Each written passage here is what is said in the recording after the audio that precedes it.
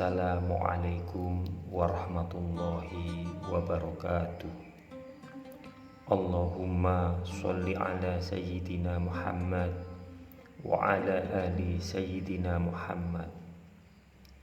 Suatu saat Rasulullah berdakwah kepada orang Yahudi. Saat itu beliau diiringi oleh beberapa orang sahabat. Setelah Rasulullah berseru dengan panjang lebar, orang-orang Yahudi menyangkal dan tidak mempercayai beliau. Maka dari itu, para sahabat maju dan berkata, "Hai kaum Yahudi, hendaklah kamu sekalian takut kepada Allah. Demi Allah, sesungguhnya beliau adalah utusan Allah. Kamu dulu pernah menyebut-nyebut nama beliau kepada kami, dan kamu dulu pernah juga menerangkan sifat-sifat beliau ini kepada kami. Tetapi mengapa sekarang kamu ingkar?" Saat itu seorang Yahudi bernama Wahib bin Yahudi menyahut, "Kami sekali-sekali belum pernah berkata begitu kepada kamu. Dan Allah tidak akan menurunkan kitab lagi sesudah kitab Taurat, dan tidak pula akan membangkitkan seorang utusan dan nabi lagi sesudah Nabi Musa. Perkataanmu seluruhnya bohong. Begitu juga dengan seluruh perbuatan kamu dan sahabatmu yang mengaku Rasul itu."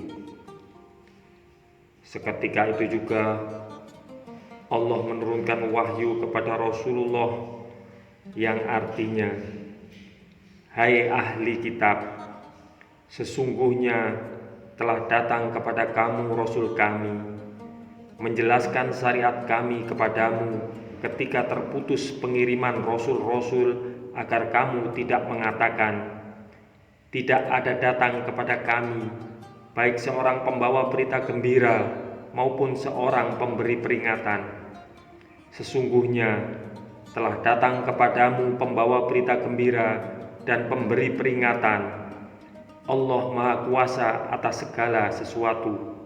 Surah Al-Maidah. Masih sangat banyak ejekan dan bantahan orang Yahudi terhadap dakwah Rasulullah beserta para sahabatnya. Orang Yahudi mengatakan bahwa Allah itu fakir sedangkan mereka kaya. Ada yang meminta agar Allah menurunkan Al-Quran dalam bentuk catatan dari langit, dan minta agar Allah memancarkan beberapa sungai di tanah Arab untuk orang Yahudi. Dengan mengejek dan menghina, mereka menyangka bisa merendahkan Islam dan utusannya. Mereka bahkan berharap kepercayaan kaum muslimin kepada Rasulullah dan firman Allah bisa digoyah. Namun Rasulullah dan para pengikutnya tetap tegar. Kedengkian orang-orang Yahudi tidak berhenti sampai di situ. Mereka bahkan berani melakukan perbuatan yang sangat berbahaya bagi kaum muslimin. Keangkuhan orang Yahudi berasal dari kepercayaan mereka kepada Allah menjadikan mereka bangsa pilihan, bangsa yang lebih tinggi dari semua bangsa lain. Sikap ini membuat orang Yahudi sangat sulit menyatu dengan masyarakat di setiap negeri yang mereka tinggali. Sas bin Qais adalah salah satu pemimpin Yahudi yang paling keras memusuhi Rasulullah. Suatu hari, ia melewati tempat berkumpul kaum muslimin. Hatinya panas melihat para pemuda Ansor dari suku Aus dan Khazraj duduk bersama dalam persaudaraan yang erat. Padahal dahulu kedua suku itu bermusuhan. Sa'is bin Qais berkata kepada kawan-kawannya, "Orang-orang Bani Qailah, Aus dan Khazraj sudah bersatu. Demi Allah, kita tidak berarti apa-apa kalau para pemuka Aus dan Khazraj telah terikat persatuan." Kemudian Sa'is mengirim seorang pemuda Yahudi yang berkawan karib dengan para pemuda Ansor. Dengan halus dan licik, pemuda Yahudi itu menyinggung-nyinggung kembali perang Fuad yang dahsyat di masa saat itu. Pihak Aus dapat mengalahkan Khazraj. Ternyata Hal itu memang membangkitkan ingatan masa lampau yang pahit. Para pemuda Ansor dan Aus dan Hazrat selalu bersitegang, saling membanggakan diri dan hanyut dalam pertengkaran. Demi Allah, kalau kamu mau, mari kita hidupkan kembali peperangan hebat itu, sahut salah satu pihak berteriak marah. Marilah kita lakukan, marilah kita lakukan.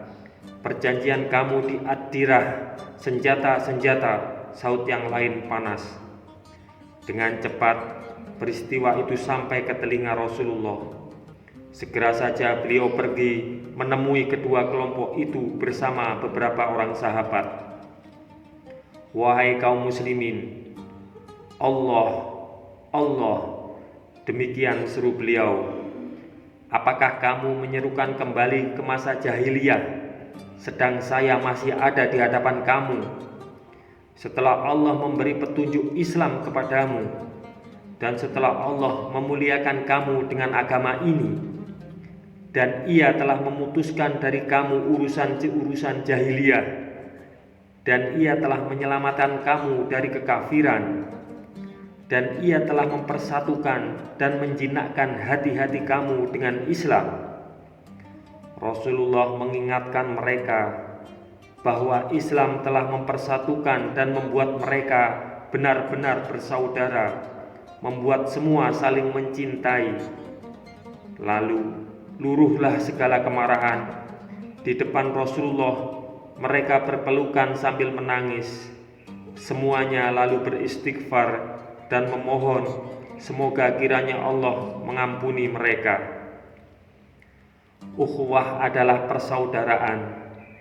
Salah satu wujudnya dalam Islam adalah mengucapkan salam kepada sesama muslim, menengok yang sakit, menghibur orang yang tertimpa musibah, bersama menolak kejahatan, berbagi kegembiraan, memaafkan orang yang bersalah, dan menghentikan gosip tentang tetangga, entah gosip itu baik atau buruk. Semoga kisah ini bermanfaat untuk kita semua. Wassalamualaikum warahmatullahi wabarakatuh. Mudah-mudahan kelak kita akan mendapatkan syafaat dari Nabi besar Muhammad sallallahu alaihi wasallam. Amin, amin, amin ya rabbal alamin.